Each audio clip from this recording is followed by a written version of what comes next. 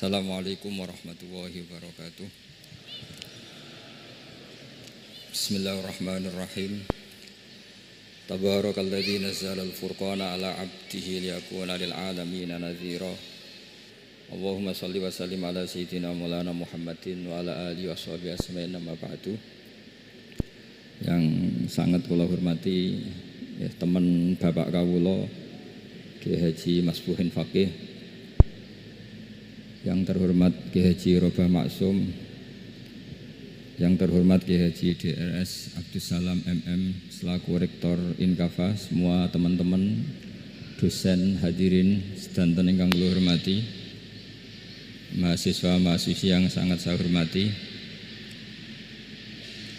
Tadi sudah dikatakan oleh MC, di antara alasan saya datang karena bapak saya ini temannya Ki Masbuhin. Itu salah ya. Memang bukan diantara ya, karena itu memang. Tuh, kalau diantara ini sembrono.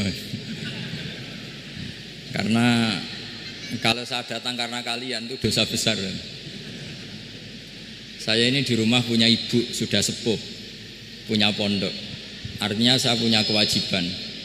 Secara fikih kewajiban itu hanya bisa digugurkan oleh wajibun a'dhamu minhu, oleh kewajiban yang lebih apa? Besar. Kayaknya kalau mahasiswa-mahasiswa di sini tidak cukup untuk mengganti kewajiban itu. Sehingga saya berkali-kali memaklumatkan diri, yang undang saya nggak pernah sepuh itu dosa. Karena menggugurkan kewajiban yang lebih apa? Besar. Jadi teorinya gampang. Kalau ngundang sampean itu mesti boleh karena nggak punya kewajiban. Jadi di rumah ya nggak punya pondok. Terus ibu sampean kalau sampean di rumah ya sumpek, bocah kok nganggur gitu. Jadi fikih itu harus jelas. Saya ini pengagum fikih. Jadi saya di rumah punya ibu, saya ulang lagi, sepuh, butuh perhatian saya dan saudara-saudara saya, punya pesantren, sehingga artinya punya kewajiban. Ini sekaligus maklumat bagi yang ingin ngundang supaya ngukur dosa ndak yang ngundang Gus Pak itu. Bukan kebaikan atau ndak, tapi dosa apa enggak gitu.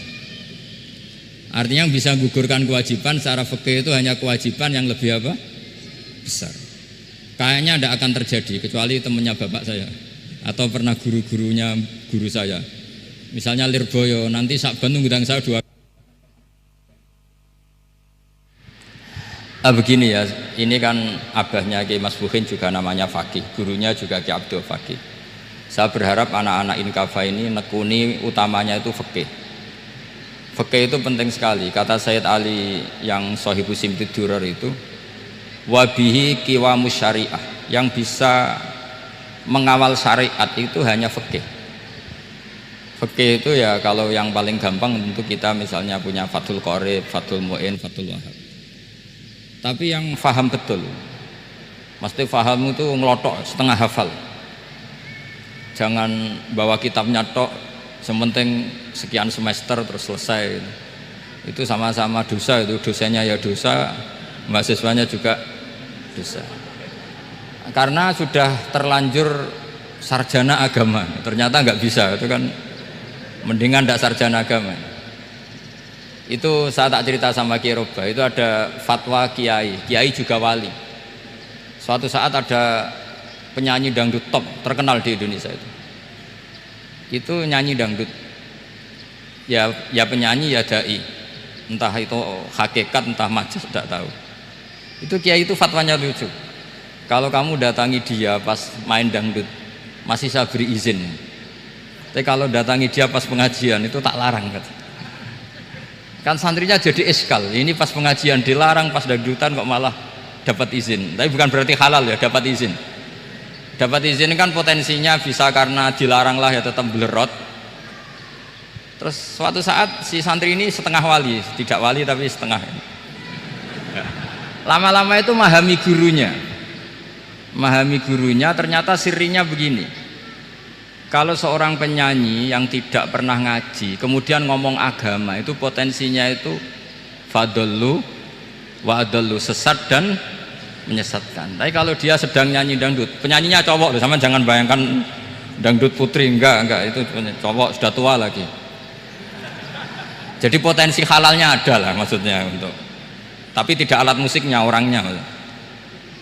Tapi kalau dia nyanyi itu paling dosanya hanya nyanyi. Saya ulang lagi, murid tadi akhirnya paham kalau datangi pengajian itu artinya ikrar kalau dia seorang dai atau seorang yang layak ngomong apa? Agama. Itu lebih bahaya karena kita santri, apalagi kita doktor atau MM terus ngekrori orang yang nggak jelas asal usulnya. Tapi kalau nyanyi kan nyanyi saja. Sehingga itu menjadi fikih. Bahaya terbesar dalam fikih adalah apa? Mengkaji fikih tidak dari ahlinya. Ya saya ulang lagi ya, mengkaji fikih tidak dari apa? Ahlinya. Nah, kenapa demikian? Begini, saya beri contoh. Ilmu fikih itu tentu pertama dari Rasulullah SAW. Kemudian bersanad sampai kita atau kita sampai Rasulullah. Itu ngalami sekian ijtihad yang tidak mudah. Saya beri sekian contoh. Dulu Imam Syafi'i itu sukanya sama guru yang miskin ya, karena rata-rata santri juga miskin. Jadi mesti ngidolakan guru yang miskin. Karena sesama miskinnya harus berkoalisi. Tapi akhirnya gurunya Imam Syafi'i itu miskin sekali. Namanya Muslim bin Khalid Az-Zanji itu miskin, Sufyan As-Sauri miskin, Sufyan bin Uyainah miskin. Setelah ngaji di Medina itu Imam Malik itu kaya. Pas itu Imam Malik sudah kaya. Setiap ketemu Imam Syafi'i dikasih uang. Sampai ketika Imam Malik itu bilang, kamu sudah alim, ilmu saya sudah habis, kamu ngaji sama yang lain. Sama siapa? Kata Imam Malik, orang yang sealim saya sudah meninggal, namanya Abu Hanifah. Tapi dia punya murid, namanya Muhammad bin Hasan Asy-Syaibani. Kamu ke sana. Terus Imam Malik datang ke Baki. Dulu Baki itu pasar rental, ya Grab lah kita sekarang itu. Mengumumkan siapa kafilah yang mau ke Irak. Kita ya Imam Malik, dibayari sama Imam Malik. Ini yang antar ke Irak, ke Muhammad bin Hasan Asy-Syaibani. Imam Malik mulai ngeper. Guru saya yang miskin tidak pernah nyangoni, guru-guru saya yang kaya sering nyangoni. Mulai memasalahkan kiai miskin gitu, kira-kira seperti itu, mulai masalah gitu. Setelah datang ke Irak di Muhammad bin Hasan Asy-Syaibani itu si Muhammad bin Hasan Asy-Syaibani itu kalau ngitung uang itu di meja tamu. Jadi punya emas lantaan, punya uang. Kira-kira kalau Indonesia punya rupiah, punya dolar, dihitung itu di ruang tamu. Kata Imam Syafi'i, saya dengan Imam Malik saja nggak serik, ini lebih kedonyan lagi kiai. Ngitung uang itu di ruang tamu. Terus akhirnya si Muhammad bin Hasan Asy-Syaibani ini ahlul usul, dia pakar usul. Kamu heran sama saya? Iya, kiai kok kedonyan? Ya ngomong gitu. Tapi kata Muhammad bin Hasan Asy-Syaibani, kalau kiai tidak boleh kaya, itu tak kayak wong fasik. Ben gue demenan, gue mabuk. Oh jangan, nanti dipakai maksiat. Tenjenengan mawon kersane digetokan. Berarti kiai oleh sugih, mun angsal-angsal. Semenjak itu jadi satu fikih bagi Imam Syafi'i. Ternyata kalau mengharamkan kiai sugih berarti membolehkan yang fasik sugih. Kalau yang fasik sugih bisa dipakai i'anah alal maksiat. Semenjak itu mindset pikiran Imam Syafi'i rubah. Saking rubahnya sampai beliau berpendapat orang bisa beli Alphard kok beli carry itu haram. Bisa jadi bupati kayak Pak Roba kok jadi RT haram. Pokoknya gitu. Bisa keren Kak Gus Bak kok jadi orang pendengar haram. Pokoknya haram terus. Karena dalil beliau al-Islam ya'lu wala yula'ala. Coba sampean ridho misalnya jadi orang Gresik dipimpin orang yang nggak sholat, ridho ndak? Ndak. Atau sholat tapi nggak bisa ngaji, ridho ndak? Ketika yang bisa ngaji berpotensi jadi bupati, terus keterusan. Karena Imam Syafi'i keterusan, ya umatnya keterusan. Akhirnya orang-orang Syafi'i itu politikus rata-rata. Ya, makanya sama jangan kaget sama Baroba. Kakak saya wakil bupati dulu. Putranya Mbah Mun ada yang wakil apa? Gubernur. Dulu Gus Wahid ya menteri agama. Itu asal usul dari perubahan fikih, mindset, cara berpikir Imam siapa? Syafi'i. Jadi dulu itu fikih ditemukan itu jelimet, ada perdebatan. Itu tidak hanya pada level ulama, pada level Nabi pun ada perdebatan. Jadi jangan kira Nabi itu tidak debat, ya debat. Nabi itu asal seangkatan itu mesti debat, termasuk debat dengan malaikat. Jadi kalau perlu ya debat sama apa? Karena malaikat itu kan lugu itu gak iso mikir. Karena kalau malaikat iso mikir bisa jadi rektor. Nanti kasihan Pak Salam ini. Malaikat nggak boleh jadi rektor.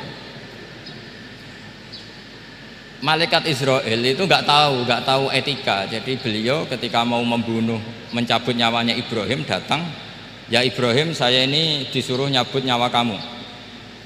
Kata Ibrahim, wah kamu itu pasti salah. Kamu tahu saya siapa? Saya ini Khalilur Rahman, kekasih Allah. Masa kekasih membunuh yang dikasih? Ini nggak benar, logika itu nggak benar. Pasti kamu salah. Karena Israel itu tidak bisa debat. Ketika ditanya, hal ra'aita khalilan yumitu khalilah, masa kekasih membunuh yang dikasih? Saya ini Khalilur Rahman. Masa Allah mencintai saya kemudian membunuh saya? Itu logika agak benar. Tidak, keliru, kamu itu keliru. Israel akhirnya terbang lagi. Ya Allah, katanya logika saya ini salah. Karena masa kekasih membunuh yang dikasih?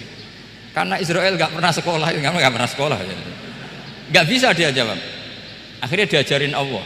Dah kamu bilang gini ke Ibrahim, hal ra'aita khalilan yakrahu ayyalqa khalilah. Masa kekasih tidak siap ketemu yang dikasih? Dibalik logikanya. Akhirnya datang lagi ke Israel, kata Allah begini, masa jenengan kekasihnya tidak siap ketemu yang kau kasih? Oh ya oke, mati gak apa-apa. Jadi ilmu itu ngalamin perdebatan. Jadi saya datang murni karena Kiai Mas Bukin, bukan karena MC. Itu dosa besar kalau saya datang karena MC. Karena saya punya kewajiban yang lebih besar. Jadi yang bisa mengalahkan adalah a'dzama minhu, yang super besar kira-kira gitu. Karena jelas ada riwayat inna min abaril birri silatar rajuli ahla wuddi abi. Ya, inna min abaril birri silatar rajul ahla wuddi abi. Di antara kebaikan yang sangat baik adalah seseorang menyambung teman bapaknya. Padahal sampean kan nggak mungkin teman bapak saya. Teman saya aja nggak mungkin, nggak level apalagi bapak saya kan. Jadi malah mohal itu. Jadi ilmu itu harus mengalami satu gesekan, karena logika itu bisa dibalik. Nah karena ilmu itu mengalami satu gesekan, satu logika yang bisa kayak iya kayak enggak, sehingga jargon di dunia ijtihad itu begini, ra'yuna shawabun yahtamilul khata' wa ra'yuka khata'un yahtamilus shawab. Pendapat saya benar tapi mungkin salah, tapi pendapat kamu taruhannya salah dulu tapi ya mungkin benar. Jadi mujtahid kalau ketemu mujtahid itu lucu ngomongnya itu, ra'yuna shawabun yahtamilul khata', pendapat saya tarifnya benar dulu tapi ya mungkin salah. Kalau pendapat kamu salah tapi ya mungkin benar atau mungkin bisa salah, ya tidak tahu, pokoknya mungkin benar.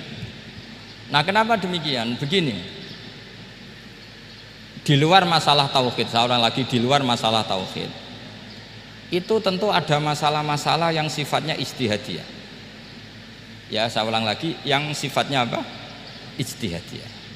Dan ijtihadiyah ini nggak pernah selesai karena muqtadul hal, konteks kesejarahan maupun konteks kesempatan itu tidak sama. Dulu kiai-kiai itu ngaramkan dasi, ngaramkan celana, karena yang celananan yang dasinan itu penjajah. Jika mantas sabah biqaumin fahuwa minhu. Tapi lama-lama kiai-kiai itu ya pakai dasi, pakai celana. Ya karena dianggap sudah tidak mantas sabah biqaumin fahuwa minhu. Ini ngalami pergeseran. Semua ijtihad itu ngalami pergeseran. Lalu pertanyaannya begini, lalu ijtihad apa Gus yang permanen? Yang permanen ya ijtihad dengan alatul ijtihad, dengan alat-alat apa? Ijtihad. Saya beri contoh misalnya begini. Nabi Musa itu yang ngalami ijtihad. Kata beliau karena kangen Allah, itu ingin melihat Allah karena kangen. Rabbi arini anzur ilai. Qala lan tarani walakin anzur ilal jabal. Ya sudah, namanya orang kangen ya ingin melihat, ya sudah gitu aja. Sehingga ahli ilmu kalam itu berdebat.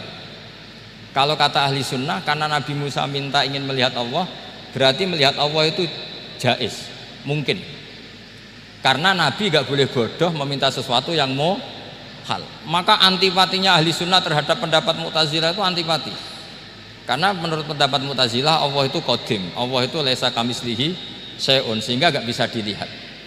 Pertanyaannya adalah berarti Nabi Musa meminta sesuatu yang muhal. Itu bodoh sekali sampai nggak tahu mana muhal mana apa jaiz. Makanya kata Imam Ghazali, masa Nabi Musa yang nabi nggak tahu kalau melihat Allah itu muhal, sampai minta berarti nganggep itu jaiz atau boleh. Itu cara pandang orang-orang ahli sunnah apa wal jamaah. Tapi tetap saja sebagian ulama itu ya balelo, yang kayak Mu'tazilah itu ya balelo, cara berpikir pokoknya itu karena kangen, bukan karena mungkin atau tidak mungkin. Jadi nggak mungkinnya tetap tidak mungkin. Terus mereka dalil la tudrikul absar wa huwa yudrikul absar. Nah, sudut pandang ini akan terus. Ada seorang wali ditanya, kalau kamu di surga ingin melihat Allah apa enggak? Jawabannya enggak. Kenapa ya? Kasihan Allah. Terus kenapa jadi? Unazzihu dzalikal jamala an nadzari misli. Saya tidak ridho Allah yang hebat, yang keren, kemudian sing delok di rumah aku wong gresik. Koyok gak ngergani pangeran. Sebenarnya sing delok Allah ben golongane Nabi Muhammad, Nabi Ibrahim, kowe ora usah ngilangi keren maksudnya itu. Jadi ada ulama itu jadi wali kalau sholat itu karena di soft belakang. Tapi jangan ditiru. Itu kan gak lazim ya. Lazimnya kan afdhalus sufuf as-saful awal. Ketika ditanya, kenapa kamu kalau sholat di belakang? Cek GR koyok wani suwan pangeran gue ngarep. Aku sungkan dadi gue gurih. Kalau sampean kan karena males, bukan karena sungkan. Jadi itu artinya rasa ya. Makanya nggak bisa, nggak ada ijtihad itu tidak mungkin karena perasaannya orang itu beda-beda. Itu Sayyid Abdul Al-Haddad itu kalau ngendikan masyhur, man da'a li dzalimin bil baqa faqad ahabba yu'sawwa fi ardi. Orang yang mendoakan orang fasik masih hidup, gak mati-mati, itu berarti suka kalau Allah dimaksiati di buminya. Wong fasik kelakuannya rak maksiat, nak mbok dongakno mari, itu berarti kamu ingin Allah didurakani terus menerus karena si fasik masih hidup. Tapi kalau Abdul Hasan As-Sadili cara ngendikan gini, kalimatnya persis. Man ahabba alla yu'sawwahu fi ardi faqad ahabba alla tadhara maghfiratuh. Orang yang ingin dunia ini steril gak ada maksiat, maka sama saja berkeinginan tidak melihat luasnya maghfirahnya Allah. Sama-sama wali besar, tapi cara pandang hubungannya dengan Allah seperti itu. Jadi mau tidak mau, ijtihad itu mau tidak mau. Makanya tidak usah dipertentangkan misalnya cara berpakaian, cara apa, yang penting sesuai aturan Islam ya sudah. Karena ini urusan rasa. Urusan apa? Rasa. Itu Syekh Hasan Basri itu sering jagongan sama Robiah Hadawiyah. Itu secara fikih salah. Tapi pas itu ulama fikih ditanya, kenapa Anda tidak komentar terhadap dua wali besar yang sering ketemu? Andaikan semua santri seperti itu akan saya halalkan, kata. Karena nggak mungkin punya nafsu. Sehingga fikih dulu memang masih asli. Kamu lihat di takrib misalnya, lelaki melihat perempuan itu nggak boleh kecuali sekian alasan. Termasuk boleh itu litaklim karena mengajar, atau lil muamalah. Ini yang mulai masalah. Ada warung kopi, penjaganya cantik, santri-santri ngopi. Ini lil muamalah, kan kasus itu. Mau disalahkan tuh ada takbirnya. Mau dibenarkan ini jelas fasik kan, jelas fasik. Maksudnya sudah fasik sebelum itu ditambah itu, jadi fasiknya permanen. Nah pertanyaannya adalah, kalau kamu ngajar mbak-mbak, kemudian hafal yang cantik yang enggak, itu taklim lin nazar apa nazar li taklim? Itu taklim apa modus? Nah, makanya kalau ngopi cari bakul yang cantik, itu muamalah untuk nazar apa nazar untuk muamalah? Loh, kalau saya ngopi dengan kiroba pasti halal. Karena begini, berjalan saja, bareng capek, nggak tahu itu warungnya siapa, terus berhenti ngopi. Kebetulan bakule cantik. Nah itu mungkin halal karena kan saya tidak milih-milih. Ingin ngopi kebetulan bakule cantik. Kalau kamu kan nggak apal daftarnya. Wah itu mesti haram itu mesti haram itu. Karena berarti kan kamu menjadikan ngopi ini modus. Gue jagani nak takok pangeran, lo kok nazar muamalah Gusti muamalah. Itu mesti modus. Maka fikih itu harus dikawal oleh tasawuf. Kalau ndak, semua hukum fikih bisa diakalin. Makanya Imam Bukhari punya satu bab namanya Kitabul Khiyal, bab mengkhilaf fikih. Beliau itu antinya sama Abu Hanifah itu luar biasa. Nggak ada ulama dibenci Imam Bukhari kayak Abu Hanifah. Masyhur itu. Untungnya beliau nggak menangi Abu Hanifah. Kalau menangi geger terus ya. Bisa bahsul masail terus ya. Itu Abu Hanifah itu ulama yang suka khilah. Khilah itu ngerekayasa hukum. Misalnya begini, saya ini puasa agak lemes, ujian agak lemes, apalagi kiai serapati di duit, santri beling-beling lemes ini. Apa mangan ini kan, poso-poso kok mangan kan gak keren. Supaya saya bisa makan dan halal, saya bisa ngajak Kiai Robai jalan-jalan, nyari yang jarak 2 marhalah, ya sudah, terus bisa makan. Kalau ditanya Allah kok makan, musafir. Jadi bolehkah insya'us safar menciptakan pergi demi untuk supaya boleh iftar? Boleh enggak cara jenengan? Coba kok enggak boleh, alasannya apa? Kan pergi. Perginya juga enggak maksiat. Itu khilaf. Tapi Sayyid Muhammad, Abuya Sayyid Muhammad bin Alawi, Sayyid Muhammad itu membela Abu Hanifah, artinya membela jangan semua khilaf itu diharamkan. Karena itu cara, saya ulang lagi, karena itu cara untuk mengawal bahwa hukum Allah itu luas. Karena kalau nggak ada khilaf itu ya kita kesulitan. Misalnya begini, ini penjelasannya, makanya kita harus sering mendengar. Saya itu dulu masih sangat fikih itu protes, kenapa ada poluan polisi wanita? Itu kan pekerjaan cowok ya, pekerjaan pria. Tapi setelah mendapat penjelasan dari polisi itu alasannya masuk akal, Gus. Kadang-kadang orang nakal itu menyembunyikan narkoba itu di alat wanitanya. Itu kalau semua lelaki polisi kayak jenengan masalah itu. Sehingga memang harus ada polisi wanita karena sebagian pengedar narkoba itu perempuan dan menyembunyikannya di tempat itu. Kalau semua polisi cowok kan nggak kebayang. Sehingga kita akhirnya mendengar membolehkan polisi itu wanita. Ada wilayah yang harus wanita. Begitu juga ada pertanyaan, kenapa sih dokter kandungan itu cowok? Saya punya banyak santri yang muhibin saya itu dokter kandungan. Tak tanya, kamu itu kok cowok kok jadi dokter kandungan? Kan pekerjaannya seperti itu. Dia jawabnya lucu. Dari 10 yang tes jadi dokter kandungan, itu yang cewek itu lulus 2, yang cowok lulus semua. Karena ketika cewek dites melihat ketuban pecah darah itu langsung pingsan. Sehingga yang secara psikologi dablek itu kan memang lelaki. Jadi roh wongnya sewakit santai. Kadang nggak lahir-lahir dinteni nang jopo rokokane santai. Itu kalau cewek yang jadi dokter kandungan itu nunggu jam 11, jam 4 sudah pingsan. Nah ini cerita, bukan berarti saya menghalalkan, enggak. Kita harus mendengar, saya ulang lagi, kita harus apa? Dan itu setelah mendengar itu nanti jadi disiplin ilmu, yaitu namanya fikih. Saya berkali-kali cerita di mana-mana cerita, fikih itu harus dievaluasi. Karena ini masalah furu'iyah. Saya berkali-kali cerita di mana-mana cerita. Hukum berteman orang fasik gimana? Pasti orang jawab haram karena takut ketularan orang fasik. Tapi kalau dibalik, hukumnya bina orang fasik gimana? Ya baik, umatnya Nabi bisa bina kalau berteman. Kamu bisa bina orang fasik tanpa berteman? Gak bisa. Jadi kalau dibalik, hukum berteman orang fasik gimana? Haram. Hukumnya bina orang fasik baik, bisa bina kalau berteman. Berarti berteman orang fasik? Ya terus nanti pada level lapangan sih gampang. Kalau yang soleh membina yang fasik dan yang fasik ketularan yang soleh, maka ternyata baik. Kalau yang soleh ketularan fasik ya berarti ternyata buruk. Tapi kan hukum masa nunggu kenyataan, kan jadi nggak hukum. Di mana-mana hukum itu kan ada asumsi, karena ini masalah ijtihad. Nah itu yang dilakukan para ulama kita. Jadi sampean harus mengkaji fikih secara detail karena tidak hanya kita yang khilaf. Nabi-nabi juga khilaf dalam menentukan dakwah ilallah.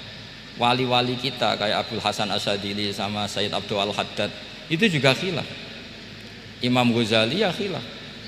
Imam Suyuti itu kalau ketemu Al-Qastolani itu saling tidak nanya, saking nggak cocoknya, masyhur itu.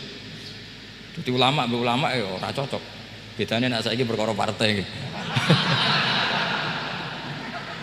Kalau orang dulu enggak, karena pakai asumsi karena memang susah. Ndak misalnya memang tak bedai, tak beri yang ndak misalnya ada orang rukuk kemudian ngentut, itu sholatnya batal apa enggak? Enggak, jawab saja. Enggak, orang sholat kemudian pas rukuk kentut atau kelihatan auratnya, sholatnya batal apa enggak? Batal. Lah itu keliru nih sampean, itu salah dosennya mesti itu. Pertanyaannya gini, yang dikatakan sholat itu kan aqwalun wa af'alun muftatahatun bitakbir muftatamatun bitaslim. Lalu ketika sampai rukuk apa sudah namanya sholat jika kamu katakan batal? Namanya sholat aja belum kok sudah kamu katakan batal itu.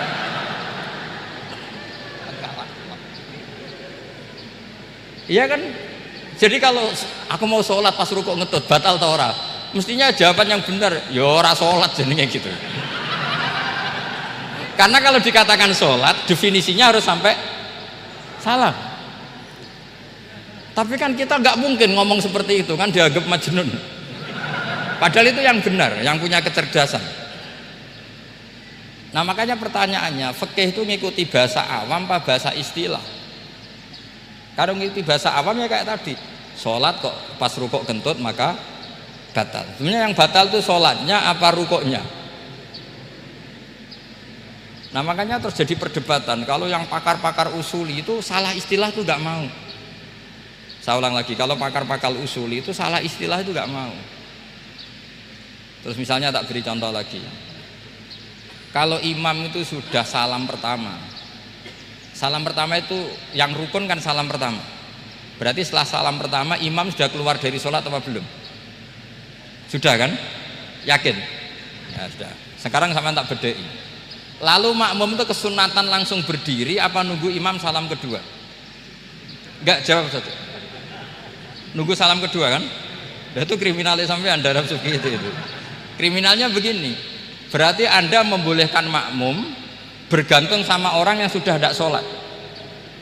Kata kamu setelah salam pertama dia sudah tidak sholat, berarti kamu menginstruksikan makmum berhubungan dengan orang yang sudah tidak sholat karena sudah keluar dari sholat ketika salam pertama.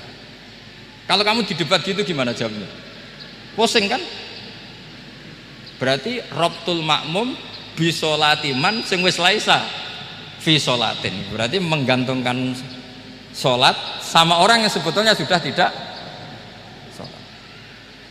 Ada yang jawab, sebagian ulama fikih tetap disunatkan menunggu salam kedua, karena salam kedua itu masih paket meskipun tidak rukun.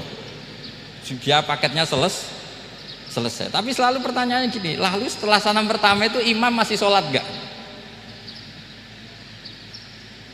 Udah sama pernah dijawab toh?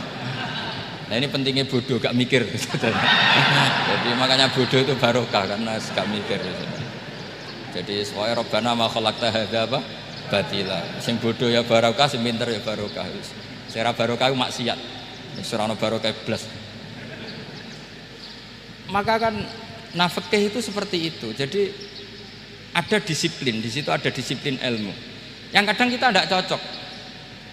Makanya Imam Syafi'i sendiri ngendikan, kadang beliau dengan gurunya, dengan Imam Malik sampai ngarang ikhtilafu Malik. Beliau punya data yang beliau itu sedang nggak sama dengan gurunya, yaitu Imam siapa? Malik. Karena mindsetnya itu beda. Tidak sampai misalnya saya tanya, sholat itu harus menghadap kemana? Tidak, jawab saja. Kiblat kan? Ukurannya apa coba? Namanya madhep. Wajah apa dada? Imam Syafi'i milihnya dada. Sekarang praktekkan dalam dialog keseharian. Saya jagungan sama Kiai Robah seperti ini, terus wajah saya begini, madhep gak? Nah itu masalah. Terus pertanyaannya, madhep dengan dada itu fi sholat apa fil qiyam?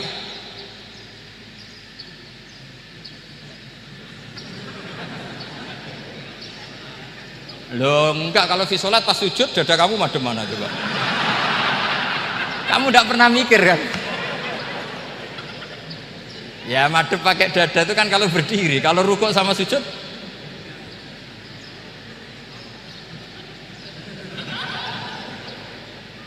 loh itu ulama itu jelimet gitu.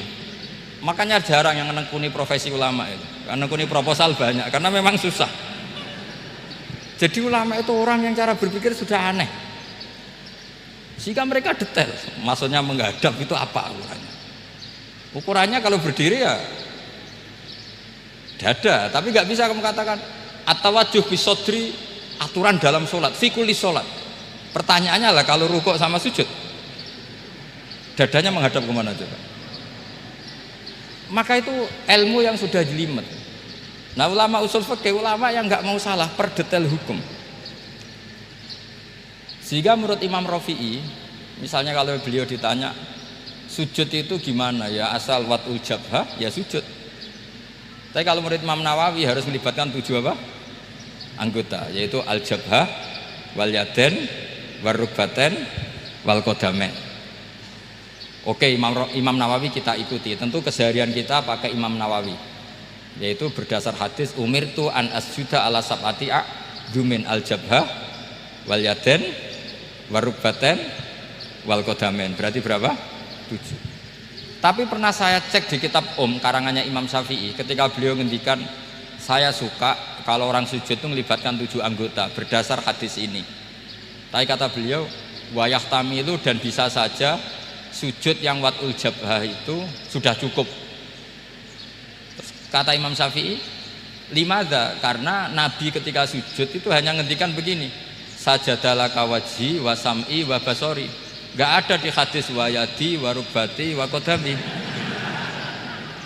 Ya sudah akhirnya. Nah, itu sudut pandang. Terus gugatan kedua begini. Ada orang Muslim yang sujud sama berhala. Untuk menjadi murtad itu harus 7 anggota apa cukup watul jabhah alal ardi? Untuk sah menjadi murtad itu. Untuk sah menjadi murtad cukup watul jabhah alal ardi harus 7 anggota. Untuk keabsahan murtadnya itu tidak jawab. Makanya ini tugas dosen-dosen ini meminterkan ini, karena namanya sudah faqih. Faqih itu ahli fikih yang detail, namanya faqih. Kalau ini mutafaqih. Jadi bukan tafakuha tapi tafakuha, kayak tamarodo. Jadi wazannya nanti itu wal idhari ma laysa fil waqi'. Jadi ini bukan gojlok, ini memang marah saya ini. Jadi kalau sudah pakai gelar fakih harus fakih betul. Karena ilmu fikih itu sebetulnya gampang. Sampai kalau ngaji i'anah itu kelihatan fikih itu gampang karena ada logika yang terbangun. Misalnya begini, orang kalau tawaf itu disuruh agak jauh dari Ka'bah. Jangan sampai nginjak sadarwan. Karena sadarwan itu pondasi itu ikut Ka'bah. Kenapa begitu? Ya jenenge ra muteri Ka'bah, ide-ide Ka'bah. Jadi sebenarnya sederhana logikanya. Sing jenenge muter itu di luar itu kita muter. Lah kalau nginjak pondasinya namanya gak muteri Ka'bah tapi ide-ide Ka'bah. Ya jadi sederhana sebetulnya, ya masuk akal. Jadi fikih itu nggak ada yang iskal, sebetulnya masuk akal. Tapi karena kita nekuni itu tidak serius, maka terus jadi paradok. Saya beri contoh lagi, ini sebagai penghormatan saya sama Ki Mas Bukin, karena ini sudah namanya fakih. Kalau ada ayam jago ditabrak truk terus kejet-kejet, andai kan dibiarkan pun mesti mati karena gerakannya sudah harokatul madbuh. Terus kamu sembelih, itu halal apa enggak? Enggak jawab, ayam jago loh. Kalau kamu katakan halal, dia sudah tidak punya hayatun mustaqirrah, kehidupan yang permanen. Andai kan kamu biarkan pun 1 menit lagi meninggal. Kejet-kejet kan mau prosedur saja, maksudnya pantasnya mati yo kejet-kejet sih, tapi sebetulnya sudah pasti mati. Maka ini ada 2 ulama.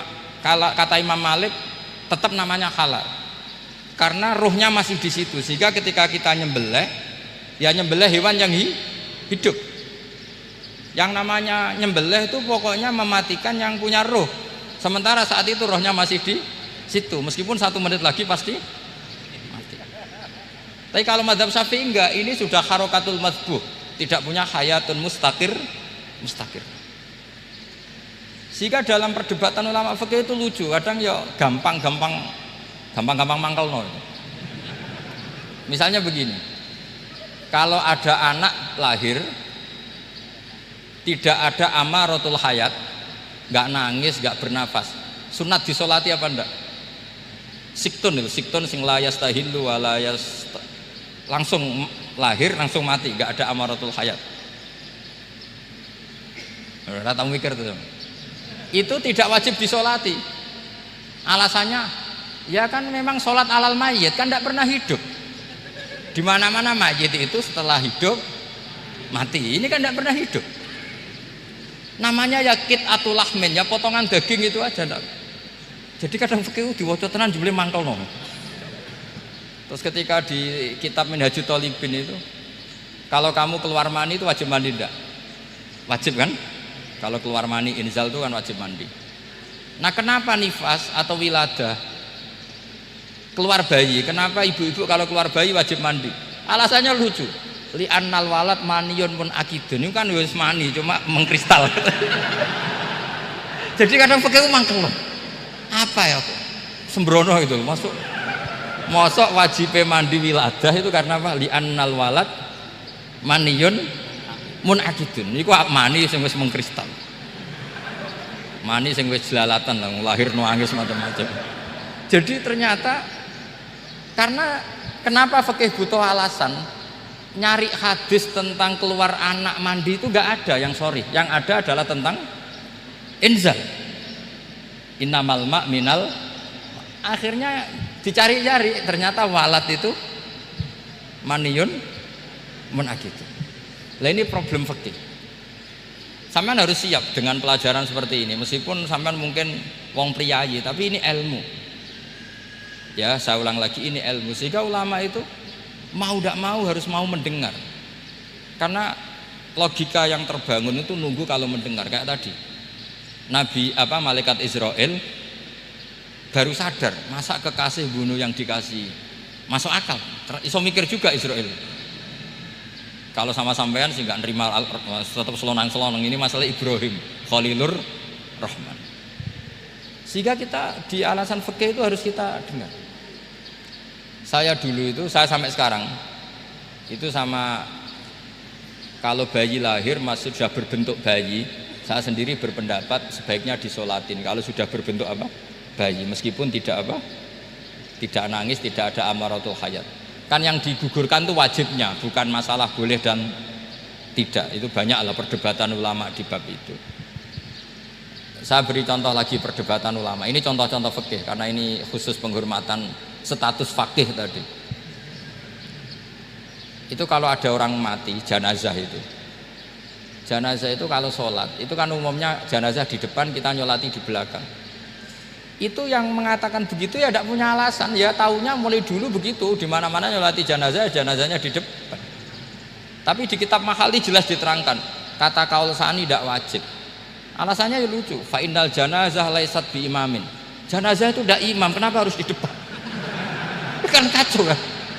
Lo coba alasannya di depan apa? Dia ada imam kok. Nah barokahnya fikih itu, sehingga kita melihat di Arab Saudi sekarang itu jenazah kan di belakang, tapi kita tetap nyolati apa? Mayit. Kalau di Arab Saudi musim haji itu jenazahnya di kamar mayit, tapi kita nyolati. Itu satu-satunya takbir ya tadi, fa innal janazah laisat bimanzilatil imam. Tapi jangan praktekkan, nanti dia kepaliran sesat tuh. Saya hanya cerita ilmu, jangan dipraktekkan. Kalau dipraktekkan masih jadi aliran sesat. Mono jenazah ning mburi mame kok ngarep aliran sesat. Sebetulnya bukan sesat gitu. Uji coba fikih. Ya karena tadi fa innal janazah laisat bimanzilatil. Bukti lagi kalau sampean sholat ghaib. Sholat ghaib itu misalnya mayitnya di Surabaya, boleh enggak sholat ghaib di sini? Terus jenazahnya di belakang kamu apa depan kamu? Nah ini kan Fikih itu pokoknya gitu. Makanya standar furu'iyah itu susah. Karena perdebatannya itu mirip-mirip, kayak iya, kayak tidak, kayak. Makanya dulu zaman sahabat, ada sahabat itu mencintai Rasulullah, senengannya sowan, bukti cinta sowan. Banyak juga yang sahabat bukti cinta Nabi itu tidak pernah sowan, alasannya ganggu. Kenapa kamu jarang sowan Nabi? Saya sering jamaah sama Nabi, saya tidak pernah sowan. Kenapa? Ganggu. Biar Nabi kalau di rumah sama anak istrinya, saya tidak mau ganggu. Makanya saya termasuk kiai yang gak pati seneng disowani. Karena ya itu tadi. Kalau mulang seneng saya, kalau disowani biasa saya. Kalau Kiai Roba itu nilii, nak pernah sepuh jenenge rasowan nilii. Jadi beda. Saya sering ditilii kiai-kiai sepuh. Tapi bahasanya tentu tidak sowan, tapi nopo? Nilii. Kalau sowan itu banyak.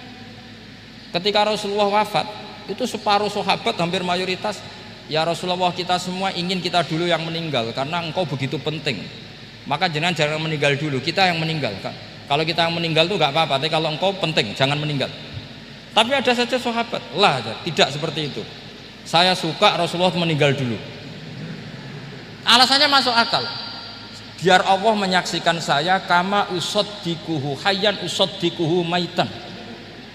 Allah biar menyaksikan saya iman kepada Nabi ketika masih hidup, dan saya buktikan setelah mati pun, setelah meninggal pun, setelah wafat pun iman.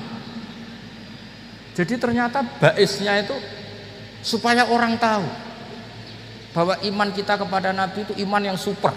Jika ketika beliau sugeng ya kita iman, setelah wafat juga kita iman. Kai usaddikuhu maitan kama usaddikuhu hayyan. Supaya saya mentasdikkan beliau setelah meninggal sebagaimana kita mentasdikkan beliau saat masih hidup. Dan ternyata Allah ridho dengan perkataan sahabat itu. Kenapa Allah ridho? Karena menjadi pelajaran bagi orang-orang yang ditakdir gak menangi Rasulullah SAW. Tetap mereka iman. Jangan kayak setan itu kurang ajar betul kalau iblis itu. Masyhur itu, iblis itu nangis-nangis neng Nabi Musa. Iblis itu takutnya sama Allah itu luar biasa, sampean kalah. Iblis itu setiap ketemu malaikat karena dia ngerti alam gaib, mesti apa itu? Kama sali syaitani isqala lil insani kufur falamma kafara qala inni bari'um minka inni akhafu wa rabbal alamin. Jadi setan iblis itu paling sering bilang inni akhafu wa rabbal alamin, karena iblis itu tahu surga, tahu neraka, tahu kekuasaannya Allah. Jadi takutnya sama Allah luar biasa. Makanya setiap dia mengajarkan kekafiran, setelah orang itu kafir gimana? Inni bari'um minka inni akhafu wa rabbal alamin. Saking takutnya sama Allah, suatu saat iblis ini datangi Nabi Musa. Karena tahu Nabi Musa itu kalimullah, orang yang bisa komunikasi langsung dengan Allah. Ya Musa, ya kalim Allah, saya ini makhluk, saya takutnya sama Allah luar biasa. Tolong rayukan Allah supaya nerima tobat saya. Karena dirayu terus, lama-lama Nabi Musa bilang, oke, tak rayukan Allah. Sama Allah, karena Musa kekasihnya, ya Allah, iblis itu ingin tobat, tolong dikasih hak tobat. Kata Allah, oke, dia bisa tobat asal mau sujud di makamnya Nabi Adam, karena kesalahannya dia gak mau sujud sama Nabi Adam. Semenang Nabi Musa karena ada cara untuk iblis menjadi tobat. Dikasih tahu sama Nabi Musa, alhamdulillah kamu diterima tobatnya. Syaratnya apa? Sujud ke kuburannya Nabi Adam. Wah, iblis ya tau aslinya terus. Asjuduhu maitan wa qad la asjuduhu hayyan. Oh, zaman urip aku ora gelem, pomene wis mati. Oh, dasar setan itu. Zaman urip aku ora gelem, wis mati kok kon sujud. Kumat maksudnya terus ya sudah terus sampai sekarang akhirnya. Kalau sekarang sudah tidak mungkin lagi karena nggak ada Nabi Musa sudah. Jadi ijtihadnya sahabat melihat wafatnya Rasulullah itu beda-beda, dan ternyata semuanya diridhoni Allah. Karena ternyata yang suka Nabi wafat dulu adalah ingin supaya umat Islam tetap mencintai beliau, iman sama beliau, tasdik sama beliau, sebagaimana tasdik zaman sugeng. Makanya kita harus mencintai guru-guru kita. Uhibbuhu maitan kama uhibbuhu hayyan.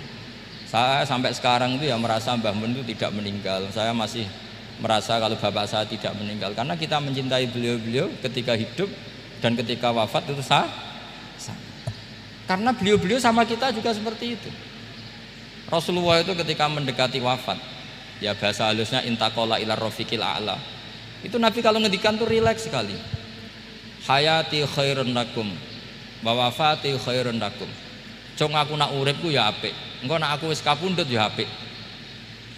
Fa amma hayati fali asunna lakum asunan. Sebagian riwayat fa innakum tuhadditsuna anni wa uhadditsu ankum. Kalau saya masih hidup, saya bisa mengajarkan kamu sunnah, mengajarkan kamu tradisi-tradisi yang benar. Dan ketika aku mati, ketika aku sudah wafat, maka saya jejer Allah, kata Nabi. Saya berdampingan dengan Allah, maksudnya dekat Allah. Tentu bila kaifin walan hisor. Terus sudah fa inna amalakum, amal-amal kamu diperlihatkan ke saya. Berhubung saya sudah dekat Allah, kalau amal kamu baik, saya muji Allah.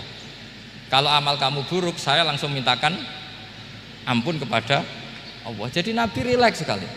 Artinya saya hidup bagus karena bisa mengajarkan kamu as-sunan wa syara'i'. Kalau saya wafat karena saya dekat Allah. Kalau kamu baik, saya muji Allah. Kalau kamu buruk, saya mintakan ampun kepada guru-guru kita juga seperti itu. Justru setelah wafat, beliau-beliau punya kesempatan dekat sama Allah, dekat sama al-mala'il a'la, sehingga mendoakan apa? Nah terus kata Sayyid Muhammad, wala taqulu lima yuqtalu fi sabilillahi amwat. Kamu jangan pernah berkeyakinan atau berpendapat atau berkomentar kalau orang-orang yang mati fi sabilillah adalah berstatus apa? Mati, amwat. Kalah. Terus kata Sayyid Muhammad, hadza li amati syuhada. Ketentuan ini bagi umumnya syuhada. Artinya gini, umumnya syuhada saja tidak berstatus amwat. Apalagi hadza Rasulullah sayyidus syuhada, sayyidul anbiya, sayyidul mursalin, tentu tidak pernah berstatus amwat. Ya saya ulang lagi ya, jadi zaman cara berpikir amatus syuhada, syuhada yang umum saja berstatus hidup, tidak boleh distatuskan amwat. Apalagi Rasulullah itu sayyidus syuhada, sayyidul anbiya, maka status beliau pasti hayyun la yamut, pasti beliau itu hidup tidak. Dan karena beliau itu asfaq, sangat sayang kepada kita, sebagaimana zaman beliau hidup itu sayang kepada kita, sampai nangis-nangis minta hak syafaat, maka setelah meninggalkan pun beliau pasti sayang kita dan pasti berusaha supaya kita diampuni oleh Allah Subhanahu wa ta'ala. Sehingga ada sahabat yang tadi berpendapat, kalau saya nggak masalah Nabi wafat dulu, supaya Allah menyaksikan saya usaddiquhu maitan kama usaddiquhu hayyan. Jadi ini cerita ya, cerita sudut-sudut pandang. Jadi saya mohon kalau mengkaji fikih itu harus detail. Minimal takrib itu setengah hafal. Supaya konstruksi ilmu itu utuh. Ya sama lagi konstruksi ilmu itu. Karena ilmu itu mesti ada yang apa ya? Ya rodok setengah salah itu, tapi disalahno ora kena. Ndak sampean tak bedheki, nak pancen bener langsung tak angkat jadi rektor. Nak bener tapi. Coba rukun sholat pertama itu apa coba? Rukun sholat pertama niat. Niat sama berdiri dulu mana? Ayo niat dulu baru berdiri, apa berdiri dulu baru niat? Berarti niat sama berdiri dulu mana? Rubah kan? Artinya kita mau bilang tartib urutannya niat, berdiri, takbir gak bisa. Yang dikatakan niat itu apa? Qasdus syai' muqtaronan bifi'lihi. Berarti niat sama takbir harus bareng apa urutan? Bareng. Terus dengan qiyamnya urutan apa bareng? Bareng apa urutan? Loh enggak, kalau urutan berarti takbir dulu, duduk, baru berdiri. Nah maka seperti ini itu mau tidak mau kita salah. Dikatakan tartib ya salah, dikatakan serentak ya salah. Cuma karena kita bodoh, gak tahu mikir itu, alhamdulillah kan di situ itu. Lo coba niat sholat, niat, takbir, qiyam dulu mana? Niat, takbir, qiyam dulu mana coba? Dulu qiyam. Nggak ada kitab yang mengatakan arkanus sholat awaluha. Oh, dianggap kitab kriminal maksudnya. Makanya ngendikane ulama-ulama di sarah-sarah, mau ndak mau sebagian istilah itu tasamuh itu wis digawe gampang ngono kok repot. Karena kita ndak bisa detailnya. Coba misalnya puasa Ramadan itu wajib apa? Tabyitun niat, nginepno niat. Sing darani nginep itu umure lama apa enggak? Lama kan? Sekarang sebelum 2 menit kamu baru niat, sah apa enggak? Sah. Itu sempat nginep apa enggak 2 menit itu? Enggak sempat kan? Jadi ilmu itu makanya kata ulama-ulama pokoknya ilmu itu mesti ono unsur tasamuh. Tasamuh itu ya digawe gampang. Apa? Digawe gampang. Misalnya Imam Syafi'i berpendapat mashu ba'dir roksi. Itu kata beliau walau sya'rotan fi hadir roksi. Meskipun satu rambut asal masih di wilayah kepala. Tapi kalau rambut itu dikeliwir, dibasuh di sini enggak sah. Karena sudah keluar dari batas apa? Kepala. Imam Syafi'i cara berpikir kan ya ngene iki jenenge basuh sirah. Tapi cara Abu Hanifah enggak. Ya enggak, yang namanya megang kepala itu ya minimal 1/4 lah. Masa gitu dikatakan megah. Lalu ulama usul fikih itu berdebat. Sesuatu itu sesuai masodaknya. Masodak itu yasduku alaihi kadza, yaitu ini tadi saya cerita ke Ibu Khin tentang ngaji Jamul Jawame. Ini ilmu yang di Jamul Jawame. Sesuatu itu ukurannya mayasduku alaihi kadza apa dengan takrif definisi. Misalnya gini, sholat itu batal dengan makan. Kalau kamu sholat makan batal enggak? Enggak, jawab saja. Batal. Itu satu upo apa satu piring? Enggak, jawab saja. Satu upo sudah batal. Sekarang bab makan di ngurmat tamu. Cung tamuku kaimangan. Iku sak upo apa sak piring? Lah ini kan tidak fair, di bab tamu makan satu piring tapi di bab sholat satu upo. Maka pertanyaannya, lalu penamaan sesuatu itu berdasar masodak mayasduku alaihi ismu kadza atau berdasar uruf?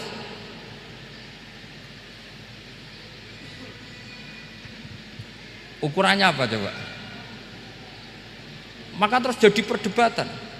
Lah ini di sini ini pentingnya ulama karena ya sekarang saya bedai sekarang. Cengkeh itu wangi apa enggak? Kategorinya cengkeh. Wangi kan, kalau orang bikin kue tar pasti pakai apa? Cengkeh. Pakai wedang ronde supaya manis, apa wangi dikasih apa? Cengkeh. Nah itu saya berkali-kali cerita, pernah mau dipikirkan orang ihram itu enggak boleh rokok karena dianggap pakai apa? Mewangi karena ada apa? Cengkeh. Tapi terus didebat, kalau gitu berarti orang Jumatan sunat rokok. Karena Jumatan disunatkan pakai pewangi. Wah itu kan akhirnya tuh wah iya repot ya kan. Jadi kalau cengkeh kamu kategorikan wewangen, yang orang ihram nggak boleh rokok karena pakai cengkeh yang wangi, konsekuensinya orang Jumatan sunat rokok karena berarti di masjid pakai apa? Pewangi. Kan sesat semua ya, jadi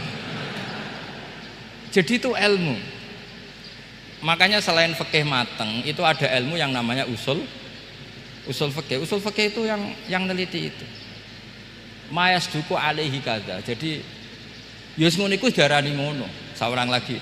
Ngono iku wis darani ngono. Ora perlu roh detail. Ya, saya ulang lagi. Wis ora perlu roh detail. Makanya Abu Hanifah itu misalnya basuh wajah. Wis angger keceluk ngene iki basuh wajah. Nek Imam Syafi'i kan detail. Mimbaini manabitis sya'ri sampai ila somahe uzunehi ila dzakon. Terus manabitis sya'ri Imam Syafi'i nambah apa? Ghaliban. Kenapa ditambah ghaliban? Karena kalau orang budak manabitis sya'rinya di sini. Jadi itu fikih. Jadi fikih itu jelimet. Padahal kita ini nggak pernah berpikir secerdas Imam Syafi'i, tapi akhirnya ya mikir juga. Nah, gak ditambah ghaliban, manabitis sya'rinya orang budak kan? Sini. Terus sekarang perdebatannya orang budak basuh masur roksi di sini sah enggak? Karena tadi itu wajah apa kepala gitu. Kan jadi bingung gitu. Ya makanya ini mukadimah saya supaya sampean lebih disiplin belajar fikih dan setidaknya didiskusikan lah kitab-kitab Minhajut Thalibin atau kitab-kitab Mahali, karena di situ nanti ada perdebatan dan perdebatannya itu indah sekali. Kayak tadi ada yang mengatakan jenazah harus di depan, tentu dalam kondisi normal kita ingin jenazah itu di depan, tapi ada kondisi itu tidak normal kayak di Masjid Haram.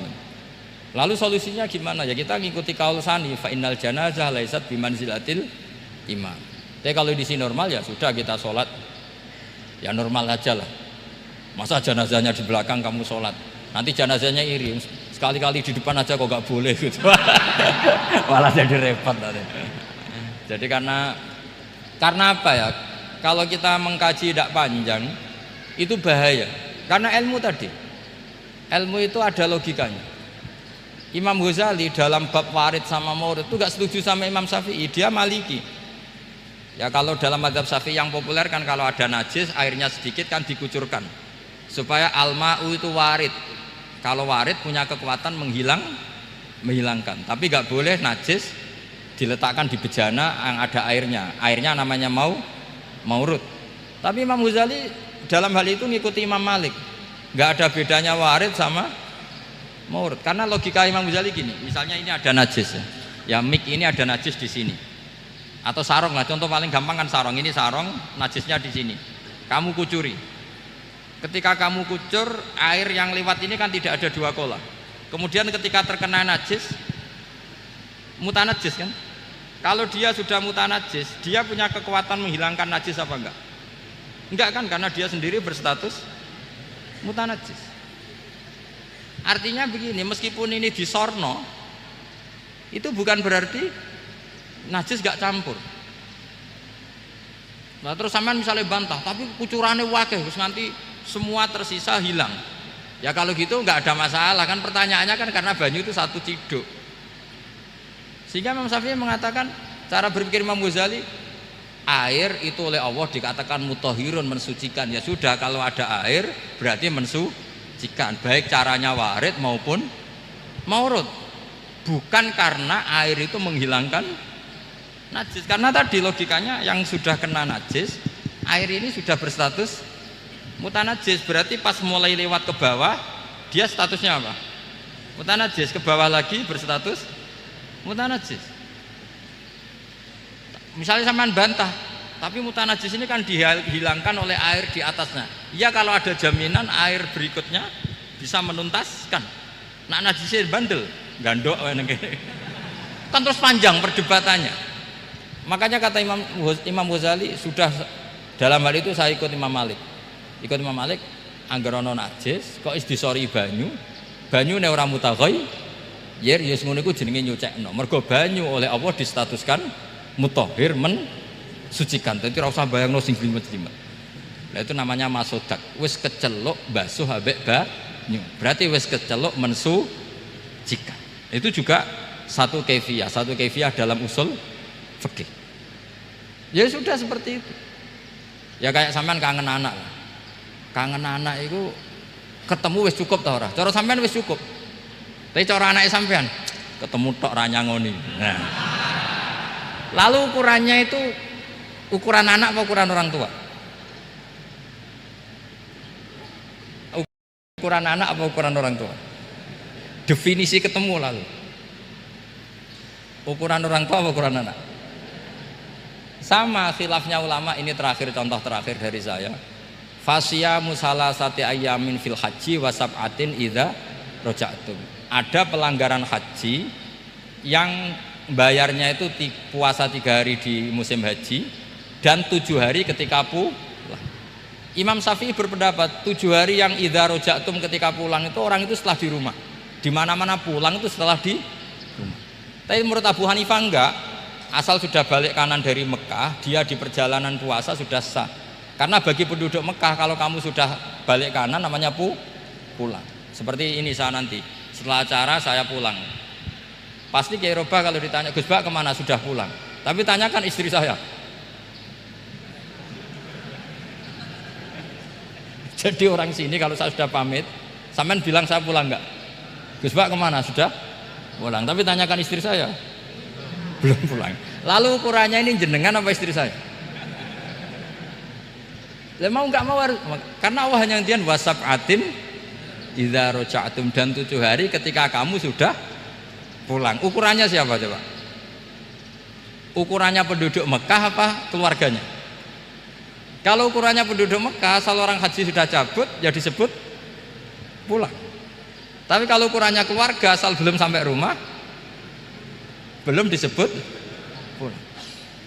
Itu seperti kita dulu ketika era wesel, zaman Ki Mas Buken, Ki Roba Mondok, saya kan era wesel. Angger wong tua bar ngeposno, anakku wis tak kirimi kan gitu. Wong wis diposno. Tapi masih 3 hari. Jari anake durung dikirimi. Bener mana coba? Ya kira-kira seperti itulah usul fikih. Saya mohon anak-anak Inkafa ini mengkaji itu. Dengan status fakih itu orang yang mutafannin, mutabakhir fil fikih. Itu baru disebut apa? Fakih. Kalau enggak namanya apa? Mutafakih. Jadi bukan fakih tapi berpura-pura apa? Berpura-pura ahli fikih. Ya, tentu sekolah ini bukan diciptakan untuk yang berpura-pura fikih, tapi memang benar-benar apa? Fakih. Ya, saya kira demikian. Mohon maaf. Assalamualaikum warahmatullahi wabarakatuh.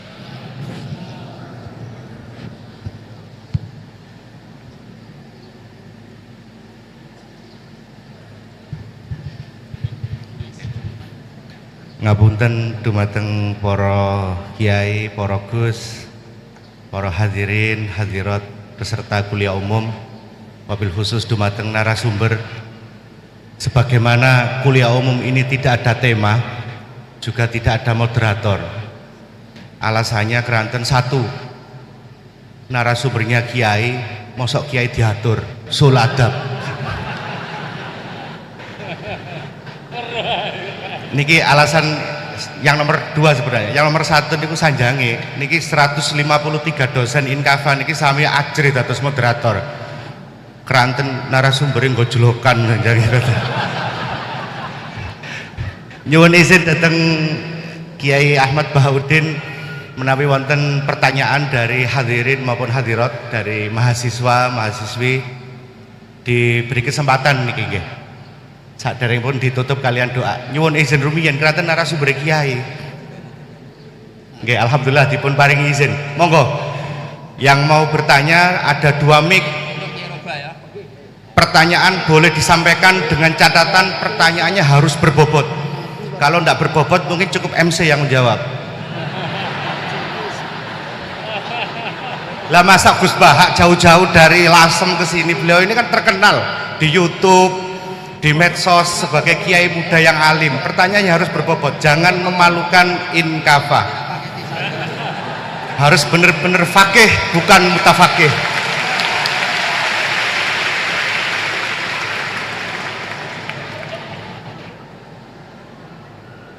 Insya Allah beliau masih ada waktu sekitar 50 menit karena kemarin janji beliau akan meninggalkan tanah suci Manyar maksudnya pukul 9.30. Monggo angkat tangan dari Muhibbin nggih. Oh, dari mahasiswa nggih. Langsung mawon, tidak pakai dilis.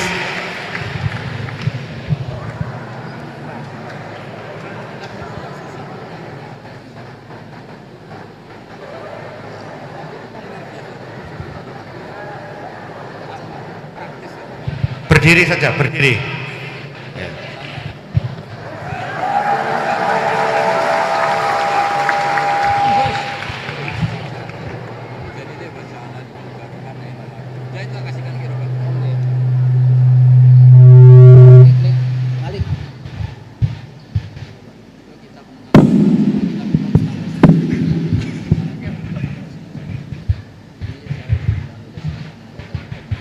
Bismillahirrahmanirrahim. Assalamualaikum warahmatullahi wabarakatuh.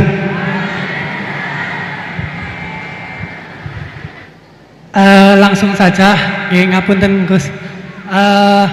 Di sini ada beberapa pertanyaan yang agak masih grundel di hati gitu. Soalnya belum dapat belum dapat jawaban. Yang pertama mengenai dari tadi penjelasan dari Gusti Allah menciptakan hamba di dunia ini, ada yang taat dan ada yang suka bermaksiat gitu. Mengenai takdir Allah Subhanahu wa Ta'ala, Allah menciptakan hamba-hambanya dengan variasi yang berbeda. Kemudian manusia diciptakan dengan dibekali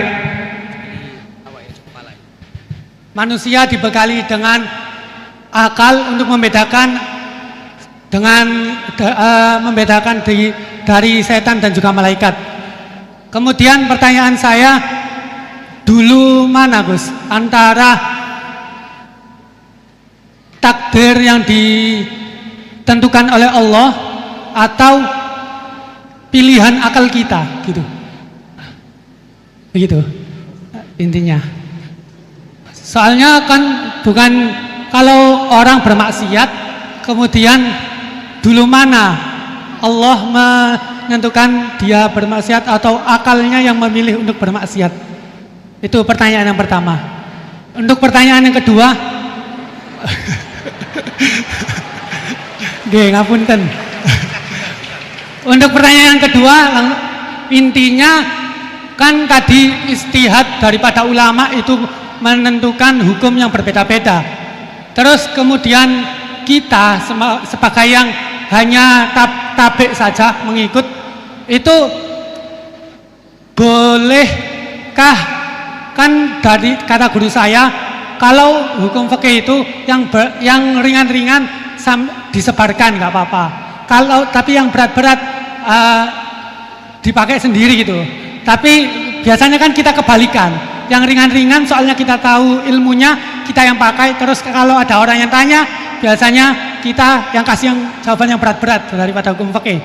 Jadi yang saya tanyakan, kalau berpindah hukum dari awalnya ikut imam ini terus kemudian ikut imam ini, itu bagaimana batasan-batasannya gitu. Syukron. Baik, terima kasih. Niki pertanyaan yang ringkas disampaikan cukup panjang. Niki langsung dipun jawab nopon. Oke, monggo Yai. Ini tadi hoax itu, saya waktunya tinggal 10 menit, enak saja kok. Tidak, saya nanti langsung itu, mungkin langsung ke Jogja, kan jadwalnya itu saya memang ke Jogja. Baru ini saya ke Jogja naik pesawat, gara-gara hormat ke Mas Buhin. Sepanjang hidup saya nggak pernah ke Jogja naik pesawat, baru ini nanti rencananya naik. Karena tak hitung kalau pakai kereta atau bis nggak menangi ngaji di Jogja. Saya jadwalnya ngaji di Jogja nanti jam 4:30. Begini, itu pertanyaannya betul tadi, itu ngawur betul itu. Karena begini ya, masalah qadha qadar itu kan sudah dibicarakan semua ulama di kitab-kitab. Satu, kita ngikuti ahlul hakikah, idza dzukiral qadar fa'amsiku. Kalau qadha qadar sudah dibicarakan fa'amsiku, kamu harus diam di situ. Karena pertanyaannya gini, kalau kamu orang soleh, dan semoga Anda pelatihan jadi orang soleh, itu melihat Allah sudah menentukan semua, itu keren. Saya bangga punya Tuhan yang sudah tahu nasib saya kayak apa nanti. Saya betapa malunya punya Tuhan yang tak takoi, Gusti sampai nasibnya bahagia, mbah ra roh tapi kira sik. Itu kan ngeri betul. Sehingga kalau kamu soleh itu pokoknya bangga kalau Allah sudah tahu apa yang akan terjadi. Nah, soal kepanikan kita kan kadang engkau nang wis ngerti aku celoko, terus gunanya apa aku sholat, itu kesalahan kita. Kita kecewa kalau sekarang soleh, kemudian akhirnya tidak soleh dan akhirnya kita masuk neraka. Kekecewaan ini namanya khadun nafsi. Kita hanya mikir diri sendiri. Sebetulnya kalau kita abdan lillah, benar-benar hamba Allah, tetap bangga karena punya Tuhan yang tahu apa yang akan terjadi. Makanya yang dibutuhkan kesalian untuk ngakoni qadha qadar, dibutuhkan kesalian. Kalau enggak kriminal betul. Maka Sayyid Hasan bin Ali, saya hafalkan makalahnya itu. Di antara aturan iman harus iman sama qadha qadar. Untuk menunjukkan innahu la yu'sa kurhan wala yuhlabu kurhan, kata beliau. Supaya kita tahu bahwa Allah itu tidak dimaksiati secara terpaksa. Kamu bisa enggak bayangkan Allah ngeluh gini, sakjane aku ora seneng maksiat, tapi saya bisa berbuat apa? Artinya apa? Kalau maksiat dan keburukan tidak khairihi wa syarrihi minallah, itu Allah akan kurhan. Faham yang saya maksud? Artinya apa? Kita harus berkeyakinan khairihi wa syarrihi minallah. Tapi kita butuh syariat. Lalu setiap orang nakal berkelit kersane Allah juga masalah. Maka diteruskan makalah beliau. Waman hammala dzambahu rabbahu faqad fajar. Dan siapa yang menimpakan dosanya atas nama Tuhannya, maka faqad fajar, dia lacut betul. Wong sing zina kuwe Allah kan gak melok zina, sing maling kuwe ora melok maling. Sing beto bak-bak kuwe ora tau beto. Terus kowe muni kabeh krana Allah, itu kriminal betul. Jadi makanya orang soleh itu harus hafalannya banyak supaya niru-niru orang soleh itu. Ini kan enggak ingin soleh tapi pakai akalnya sendiri. Itu bahaya dalam agama, karena agama itu harus ada riwayat. Makanya beliau menyebut 2 kali. Siapa yang tidak meyakini khairihi wa syarrihi minallah, maka dia faqad kafar. Karena seakan-akan di dunia ini waqa'a fi mulkihi ma la yuriduhu. Kalau kamu bilang syar tidak minallah, berarti waqa'a fi mulkihi ma la yuriduhu, di kerajaannya terjadi sesuatu di luar kehendaknya. Tapi waman hammala dzambahu rabbahu faqad fajar, orang yang menimpakan dosanya ditimpakan karena Allah, maka faqad fajar, dia lacut betul. Wong apa ndak ikut maling, ndak ikut zina, ndak ikut korupsi kok. Oh, ini kehendakmu ya. Nah, kalau kamu bisa paham itu ya sudah, jadi orang soleh saja. Kalau ndak ya pilih wa amsiku tadi apa? Sudah, tidak usah dibahas. Jadi saya mohon semua yang dengar ngaji saya ini, yang enggak tobat supaya tobat, yang sudah tobat ditambahi ilmu, karena biasanya tobat itu ya karena enggak ngerti apa-apa, semua mikir. Itu makalnya Sayyid Hasan bin Ali, cucunya Rasulullah SAW, dan itu diamini oleh semua ulama. Saya pernah ditanya seorang rektor, enggak terima dosen, enggak terima mahasiswa, rektor. Tanya, Gus, yang benar itu Jabariyah apa Qadariyah? Jawaban saya lucu, sementing soleh dulu. Kalau setelah soleh kamu enggak apa-apa, Jabariyah atau Qadariyah. Karena setelah kita soleh, perasaan kita gini, qaddaronillah ala sholat, saya bisa berbuat apa di depan kehendak Allah. Sehingga perasaannya orang soleh ketika mengatakan al-abdu majbur adalah mengatakan la haula wala quwata illa billah. Asal soleh loh ya, asal soleh. Tapi kalau orang itu tidak soleh, dijawab apa saja ya berengkel loh ya. Umpamanya natine ra tau tenang ma Allah. Qadariyah juga sama, ini penting. Misalnya ada orang soleh Qadariyah, mesti cara berpikir, oh pangeranku adil ya, sing sholat diganjar swarga, sing zina diganjar neraka, sing ora nyolong diganjar swarga, sing nyolong diganjar neraka, kan adil. Mosok sing nyolong dilebokno swarga, sing sholat dilebokno neraka, kan jadi lucu. Artinya ketika dia Qadariyah juga ingin membaca hikmahnya Allah bikin aturan. Asal soleh, saya ulang lagi, asal soleh. Jadi orang itu setelah soleh itu bisa improvisasi sendiri.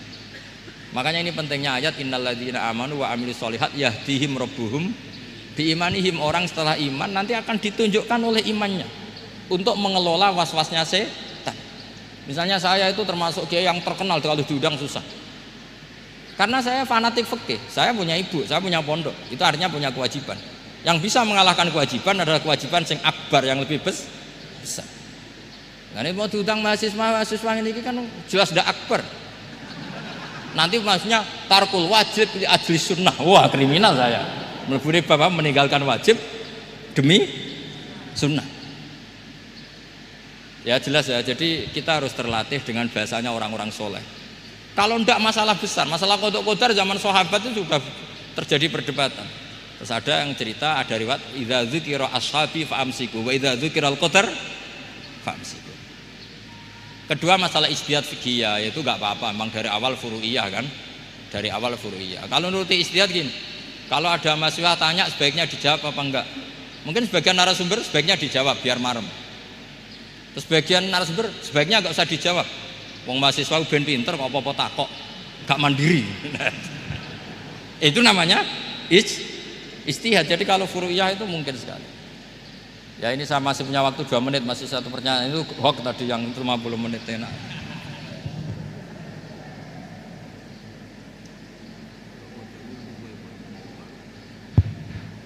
Menawi masih ada, monggo.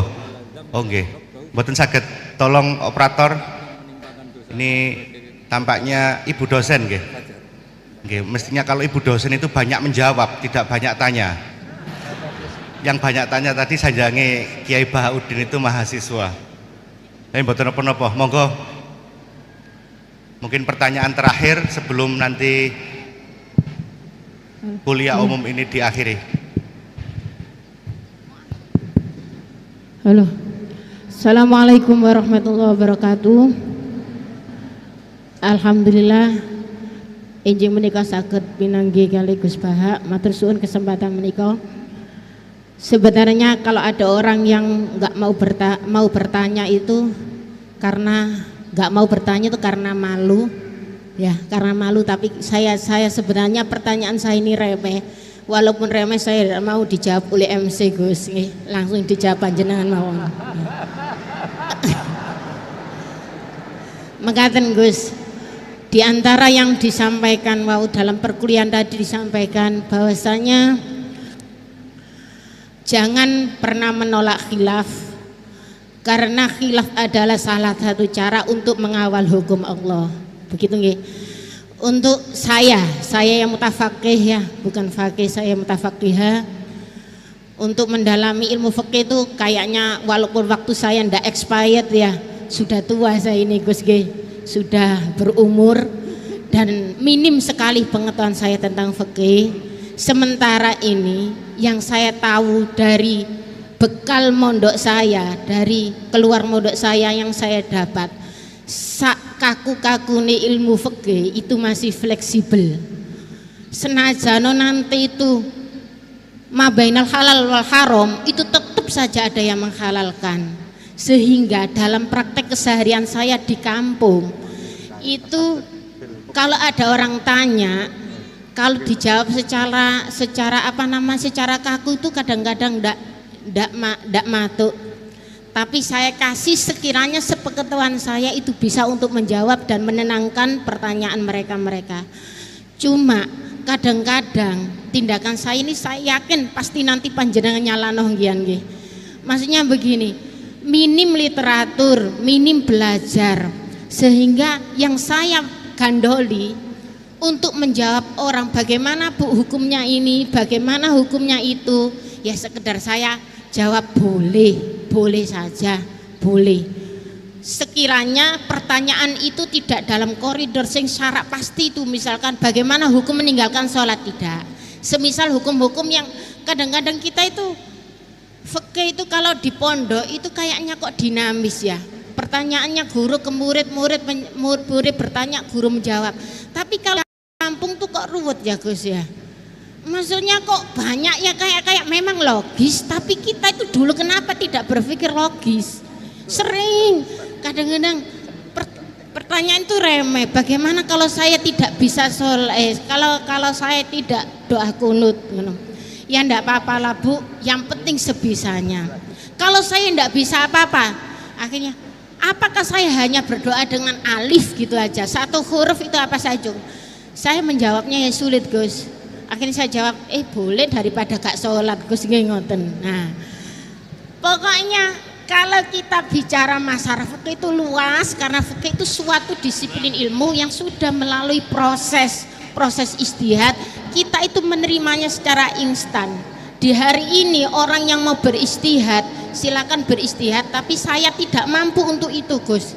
Jadi saya berbahan apa yang saya dapat dari pondok, yang kemudian itu akan mengalami banyak hal yang ruwet. Walaupun kampung saya itu kampung yang primitif, justru orang-orang kampung awam itu pertanyaannya yang sering mengecoh kita. Tapi kalau kita hidup di kampung yang orang-orangnya itu pertanyaannya pinter, Ibu yang terhormat begitu ya. MC-nya iya. Konkretnya ya maaf MC agak itu Gus ya, MC karena saya tidak mau dijawab oleh MC. Bagaimana tindakan saya semacam itu menjawab, sekedar menjawab pertanyaan orang, pertanyaan sekeliling saya yang saya tidak mampu memberi hal-hal yang memberi jawaban yang pasti. Padahal itu tidak keluar dari koridor fikih maksud saya ya. Itu contohnya. Oh iya. Sudah Gus. Kafani biqouli astaghfiru katsir. Assalamualaikum warahmatullahi wabarakatuh. Baik, terima kasih. Awalnya rasa mahasiswa, di akhir-akhir rasa dosen. Jadi malah memberikan kuliah tambahan. Monggo Yai menawi. Ya bismillahirrahmanirrahim. Itu udah pertanyaan itu curhat. Ya kalau orang latihan jadi tokoh ya memang bingung-bingung sedikit itu bagus lah itu. Ya bagus gak masalah kan. Sampean bingung terus kelihatan bingung ya bagus jujur. Ya kalau orang latihan jadi kiai, jadi bunyai ya memang begitu ya. Ya agak-agak bingung sedikit. Kalau sudah mapan kayak saya tidak pernah bingung, santai aja. Karena tadi sudah yakin semuanya sudah ditulis di Lauh Mahfud. Yang jelas begini, pertanyaan itu ada dua. Zaman Nabi pun ngendikan ada dua. Ada soalul mustafhim, orang tanya ingin paham. Ada soalul muta'annid, tanya ingin mempersulit. Nah biasanya masyarakat juga dua tadi, ada tanya ingin tahu, ada tanya yang muta'annid. Muta'annid itu memojokkan kiai. Ya, saya pikir ini sudah dosen pasti tahu gelagatnya orang ini muta'annid apa mustafhim, memang benar-benar tanya apa mempersulit. Misalnya kita ketemu orang fasik ya ada dua, ada yang lugu apa ada yang enggak. Kalau yang lugu tanya caranya tobat, yang memang ingin tobat. Kalau yang enggak ya memang hanya muta'annid. Sehingga kata masyiatullah itu juga pernah dipakai orang kafir. Wa qala alladziina asyraku law sya'allahu ma asyrakna. Kata orang-orang musyrik, kalau kita digedaki Allah juga tidak melakukan musyrik. Tapi mereka ingin menjebak Nabi bahwa kamu yang kampanye tentang masyiah, berarti kita musyrik pun karena masyiah. Orang kampung juga gitu. Saya masih ingat guru saya Kiai Haji Maimun Zubair pernah ditanya tentang orang haid yang karena free sex, karena seks bebas. Bukan karena ketularan atau karena orang lain. Memang dia sendiri yang nakal. Yang tanya dokter, tentu yang tanya dokter. Dokter itu berambisi menemukan obat haid. Jawabannya Mbah Mun itu unik, padahal beliau itu sangat sayang sama umat. Jawabannya beliau gini, dok, sesuatu yang menjadi hukuman Allah supaya orang mau kembali tobat, ya Allah diberi hak. Intinya kan mesti misalnya ada orang hidupnya boros, kemudian punya utang banyak, dia agak dipercaya masyarakat. Terus kamu ditanya solusinya gimana? Ya gak perlu ada solusi. Itu memang hukumannya orang yang salah. Biar roh rasane lahum fid dunya khizyun, ada unsur kehinaan.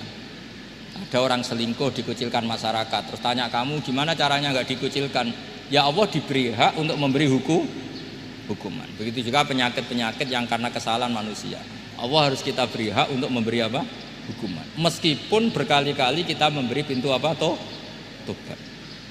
Nah, biasanya juga gitu, orang belajar itu wajib nggak? Kan wajib. Masyarakat tuh nggak mau belajar tentang agama. Kemudian karena nggak belajar, setiap ada masalah agama dia tidak bisa. Terus galau. Ya Allah beri hak memberi sanksi orang yang nggak mau belajar itu kan membawa kebodohan. Kebodohan itu mesti zulumat, mesti kegelapan. Kegelapan menjadi kegalauan. Jadi misalnya ada mbak-mbak sampai perawan tua agak nikah, atau kangkang sampai jaka tua agak nikah, tanya saya, Gus caranya nikah gimana? Itu keangkuhan kamu, wis ra ganteng pilih-pilih. Jadi harus gitu jawabnya. Karena memang yang menyebabkan itu adalah keangkuhan. Wis ngerti elek ora Gus, ora anak wong sugih, njuk wong ayu. Lalu gak payu rabi itu karena keangkuhan apa karena apa coba? Nah itu zaman Nabi sudah gitu ya, ada soalu mustafimin, ada soalu muta'annidin. Terus ada beberapa masalah yang sebetulnya itu hukuman Allah. Saya itu merasa kaya, bahkan mungkin kategorinya kaya sekali, bukan karena materi saya banyak, enggak. Saya ini pengagum hadis atau riwayat lah, kalau kamu gak percaya itu hadis, karena muttorib. Wa'mal li akhiratika ka'annaka tamutu apa? Ghadan. Beramallah untuk akhiratmu seakan-akan kamu mati besok. Saya ini kan harus keceluk kiai gede, di orang kantor saya umur saya itu banyak sekali. Wong urip nganti sesuk di orang atau saya ini mewah menurut saya itu. Sampean kan enggak, seorang kiai goblok, bayangno urip nganti 10 tahun ke depan. Duit 2 juta ya kurang, 10 juta ya kurang. Padahal konsep kita ini kata Rasulullah atau kata ulama lah yang jelas itu. Ngamallah untuk akhiratmu seakan-akan mati besok. Maka hidup saya itu tenang sekali. Cara di masalah misalnya saya suatu saat sampean bully. Paling pikiranku dibully masyarakat, sesuk wis mati, sesuk wis ber. Sesok kok ijek urip, bayangno sesok meneh, sehingga aku nganggep punya masalah hanya sehari. Kamu kan nggak bayangkan hidup itu panjang, sehingga yang merasa miskin terus, sehingga kadang merasa istrinya kok ini terus padahal masih panjang. Jadi kalau kamu pakai konsep ulama